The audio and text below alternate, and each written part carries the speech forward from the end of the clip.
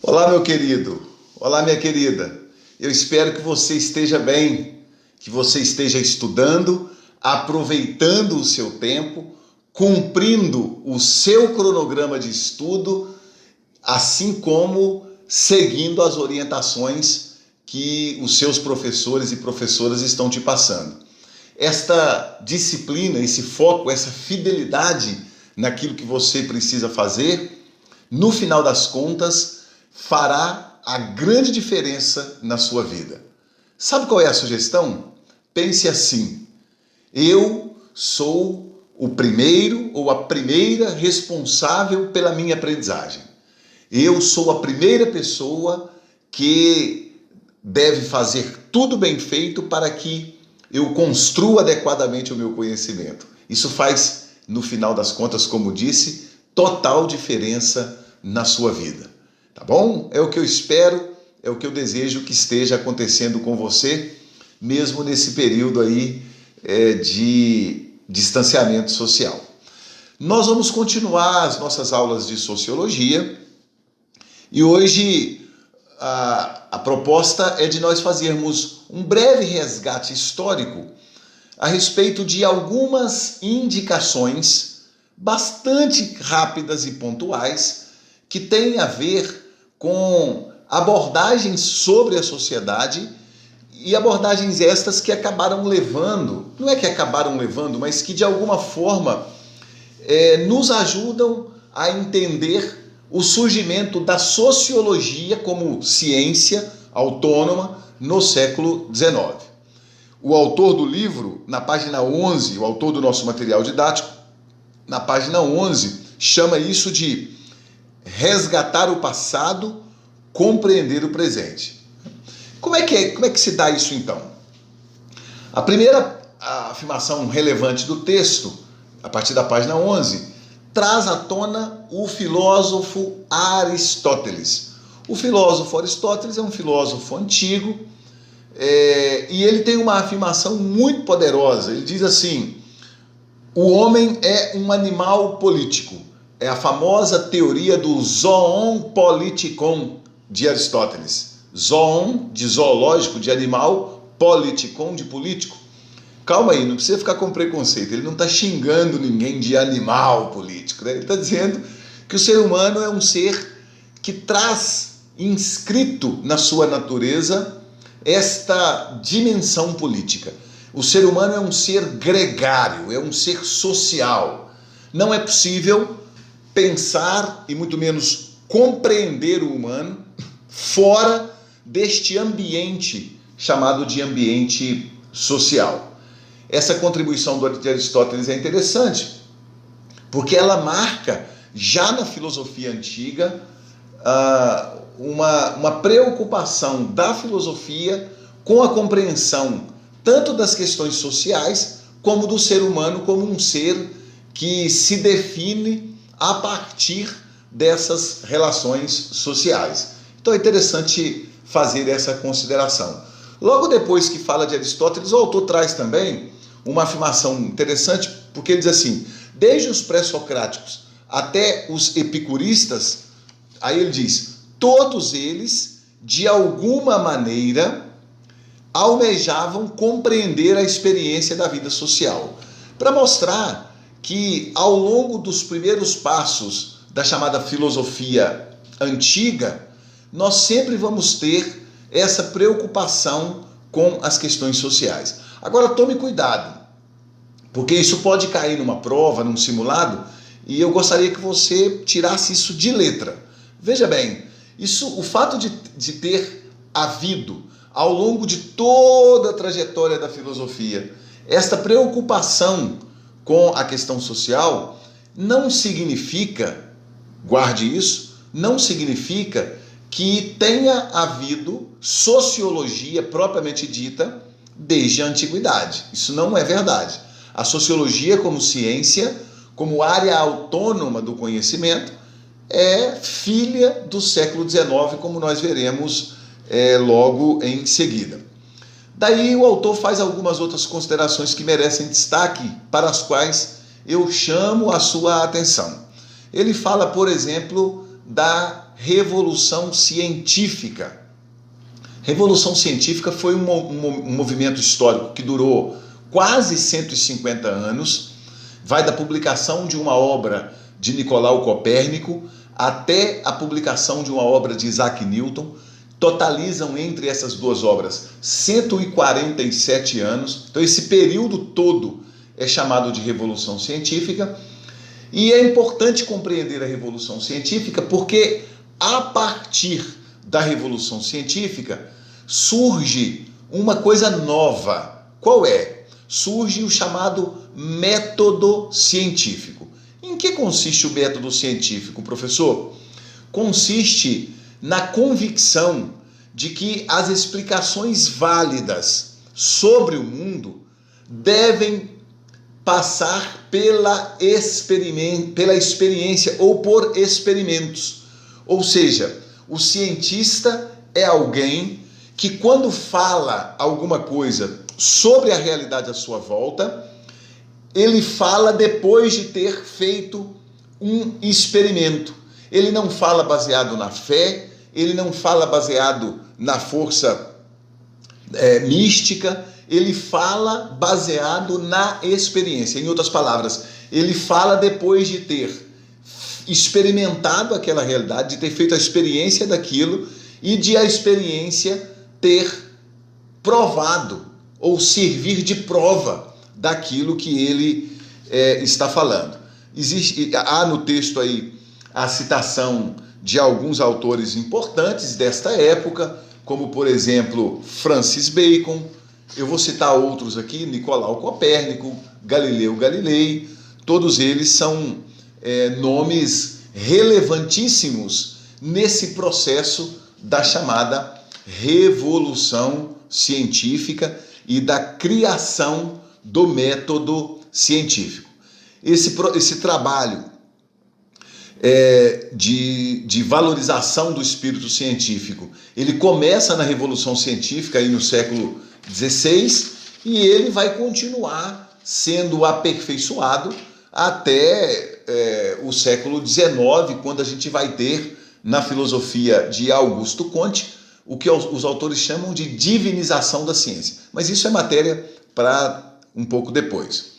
Mas nesse contexto posterior à Revolução Científica, alguns séculos depois, precisamente no século XVIII, nós vamos ter o famoso iluminismo. Aqui, do ponto de vista sociológico, é sempre bom você considerar que a fala, a reflexão ou o estudo a respeito de iluminismo acontece intimamente ligado, altamente vinculado à questão da Revolução Científica, ou mais precisamente, acontece intimamente ligado aos impactos da Revolução Científica. Então, quando a gente mistura as teorias, as proposições, as provocações altamente revolucionárias vindas do iluminismo com as consequências da Revolução Industrial, a gente tem uma performance de alto impacto social. Essas duas questões transformam radicalmente a sociedade, mudam completamente o jeito de viver de mais de 95% da população europeia. Então nós temos, com a Revolução Industrial, que vai desde o desenvolvimento da máquina a vapor até o processo de industrialização mais arrojado que se dá aí no século XVIII. Então nós temos, depois da Revolução Industrial e com o Iluminismo, que a gente chama muito de Revolução Política, Revolução Econômica, Revolução Industrial, Revolução Política, o Iluminismo, nós vamos ter um novo modelo de sociedade. Esta nova sociedade preste atenção nisso, isso não aparece escrito com essa precisão que eu estou te falando aqui lá no livro não, tá bom? Essas mudanças todas vão gerar um tipo de sociedade que não existia. E, consequentemente, essa sociedade que passará a existir trará à tona uma série de problemas que também não existiam. E isso vai fazer surgir a necessidade de uma área do conhecimento que estude cientificamente essas questões sociais que aparecerão. A sociedade medieval é uma sociedade predominantemente agrária, predominantemente rural. As pessoas nasciam e morriam, a grande maior parte das pessoas nascia e morria sem sair do lugar, da terra onde nascia, sem sair do feudo, né? Uma sociedade de poucos conflitos sociais. Haviam guerras, haviam saques nas estradas, etc. Mas em termos de conflitos gerados pela convivência social, eram poucos. As pessoas conviviam praticamente em pequenos clãs, em famílias, e as famílias eram amigas. Agora, quando você tem uma sociedade que deixa de ser agrária, que deixa de ser rural, e vai para a cidade, e as cidades não têm infraestrutura, as cidades não têm sistema de saúde, não têm água tratada, as cidades não têm, enfim, não tem nenhuma condição para lidarem, né, as cidades, para lidarem com esse inchaço populacional. Uma série de conflitos começam a aparecer, né? A desigualdade social, o problema da violência, o problema do conflito entre vizinhos. E tudo isso vai demandar algum tipo de estudo, de posicionamento. Então, olha para você, tenta entender isso, né?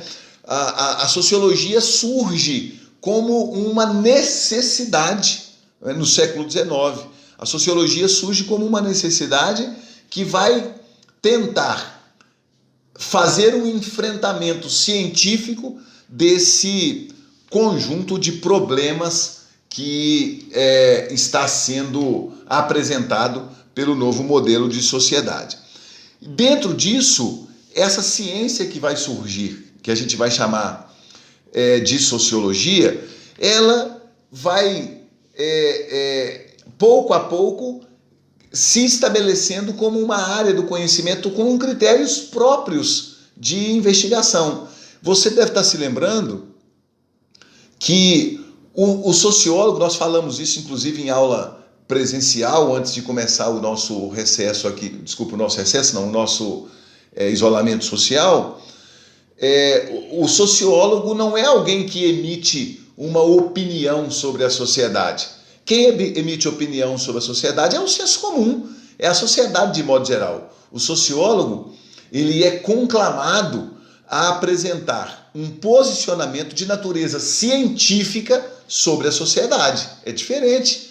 Para que ele promova uma interpretação científica sobre alguma questão social, ele precisa dominar critérios, técnicas de cientificidade que permitam a ele se posicionar de modo científico sobre essa realidade. E isso tudo acontece dentro do mesmo contexto iluminista que, de um lado, impacta muito o tipo de sociedade que existe, e de outro, também impacta positivamente as novas formas de interpretação social. O nosso autor apresenta na página 13 do livro uma ideia que vale a pena a gente compartilhar. Ele diz assim, estão listados os princípios da visão filosófica, política e social dos iluministas. Uma razão científica acima do misticismo. Então veja bem que interessante. Não só a sociologia, mas por parte do próprio iluminismo, há o estímulo de uma racionalidade científica que compreenda as coisas e que seja diferente de explicações forjadas ou criadas no campo do misticismo. Diz ainda o nosso autor, modernização, conhecimento e emancipação, tendo o homem como centro para as transformações do indivíduo e da sociedade. Então eu passo a a ter, nesse contexto iluminista, uma valorização, uma centralidade do ser humano como sendo aquele que deve ser compreendido para que, sendo ele compreendido, compreendam-se também as demais questões nas quais o ser humano está envolvido. Isso aqui o autor não fala, mas é uma contraposição à centralidade que tinha Deus no contexto da filosofia medieval. E ele apresenta ainda um terceiro ponto: protagonismo dos cidadãos na vida política, de acordo com as demandas específicas de cada região. Alguns desejavam a república, outros a monarquia esclarecida, como poderes limitados e assim por diante. Então, o momento, inclusive aqui nós vamos posteriormente estudar em filosofia isso de modo detalhado numa teoria chamada contratualista, ocorre a construção teórica de que o poder político emana do povo e o povo continua exercendo esse poder político mesmo quando delega aos políticos. Daí então aqui a gente tem o chamado surgimento da democracia representativa, que é algo muito importante nesse contexto todo de evolução histórica para o surgimento da sociologia. Mas nós temos a compreensão de que o sujeito humano exerce um poder de natureza política e quando ele o faz, ele está se posicionando como cidadão diante da realidade. Bom, essa construção toda de elementos da história que nos ajudam a entender como é que se deu esse surgimento da sociologia estão aí nas páginas que eu já citei. O nosso autor faz a sugestão de um filme chamado Danton, O Processo da Revolução, que fala precisamente da Revolução Francesa. Um filme extraordinário, muito bom, e eu encerro essa videoaula com este compartilhamento da dica dada pelo autor do nosso material didático. Se você tiver oportunidade, vale a pena. Entra aí na internet e encontra esse filme, Danton, O Processo da Revolução, e assista, que você vai gostar, eu tenho certeza, e ele vai te enriquecer muito, sobretudo na compreensão dessas mudanças todas pelas quais a sociedade do século XVIII está passando, tá bom? Continue fiel aí nos seus estudos. Foi muito bom falar com você, mesmo que através desta videoaula. Estou muito feliz de estar gravando essas videoaulas e de estar, inclusive, recebendo de vocês o feedback de que as aulas estão boas, de que não estão cansativas, não estão muito longas. Esse feedback para mim é muito importante e eu fico feliz de estar dando continuidade ao nosso trabalho da melhor maneira possível. Um grande abraço para você, continue firme e a gente se vê, tá bom? Fique bem aí, meu querido, fique bem.